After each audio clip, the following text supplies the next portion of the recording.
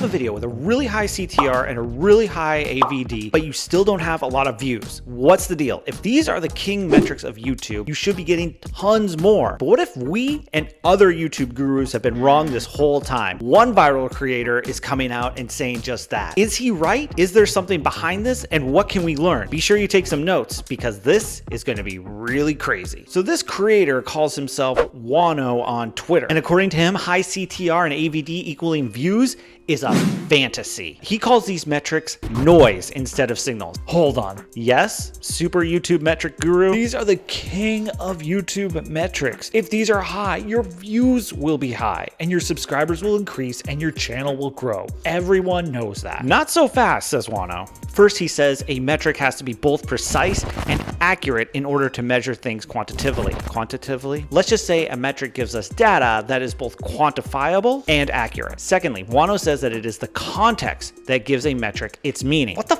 does that mean? For example, if someone just says it's 28 degrees, we don't know if they're talking about angles or temperature unless there's some context behind it. Does any of this have to do with AVD and CTR? Well, they're a metric, right? So what exactly are they measuring? CTR measures the rate, how often a viewer clicks on a thumbnail when seeing an impression. And average view duration, also known as AVD, measures the total watch time divided by the number of views a video gets, including replays. And Wano says that this leads to, quote, another question. If these are indicators of what your view count is going to be, why is it not working? I mean, this makes more sense, right? Because how often do you have a high AVD and CTR but really low views? What's the deal with that? What's the deal? Well, let's ask you, super YouTube expert guru. After all, it is our views and our channels that are on the line here. Look, the algorithm is just trying to figure out who your audience is. These are good signs. Just give it time. Wano would slap you silly. He's called this line of thinking dangerous. So, is this guy's advice really that bad? I don't think it's 100% bad because I think it's okay to want to make your videos better. And I think these metrics are good at telling a particular piece of the story of a successful video. But I do have this big question for you. What is the percentage of CTR and AVD that leads to big views and virality? 6 to 10% CTR and 55% plus AVD. I'm sorry, but those are the averages for half of all creators. And this gets to the heart of the problem, as Wano points out to us, which is that these metrics really don't tell us very much, especially since some of those videos have those good metrics, but very low views. And some have really bad metrics of those, but really high views. But what do you know? You have like 130 subscribers. What does YouTube have to say about this? Okay, I'm just about done with you. Don't you dare shut. But he does bring up a good point, which is the big money question. What does YouTube say? Well, it just so happens they have an entire FAQ section about this.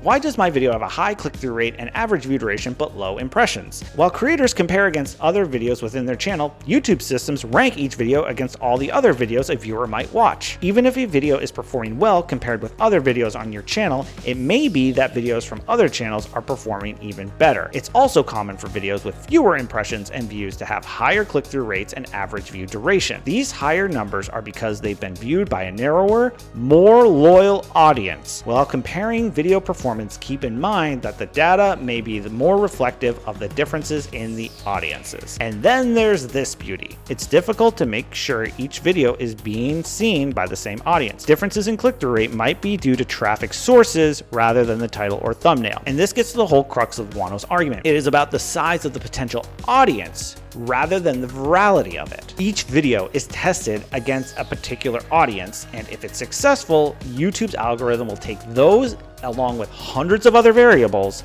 to put it in front of similar audiences. It won't just throw it out to anyone. So then what can we take away from these metrics? Not too much, since it's more of a reflection of your potential audience. What are some better signals for you as a creator? This includes things like views, likes, and what kind of subscribers you get. And you can also look at returning viewers to see if you're actually building an audience instead of just getting a video being shown to a bunch of people. This is not necessarily my argument. This is really Wano's argument. But hey, you know, asking for subscribers, sometimes that works. And if you like this information, you know, you can subscribe down below. So is Wano Correct. Honestly, it seems like the guy kind of has a point. I think it's okay for us to want to improve these metrics, but I don't think we can definitively say that high AVD, high CTR equals more views. Views are something that we totally know about, and we know that more views is a good thing. But if getting a high AVD and CTR doesn't get you more views, what actually does? What does matter? Telling stories is a great way to do it. And before you start saying that your niche can't tell stories, you have to check out this video right up here where I break down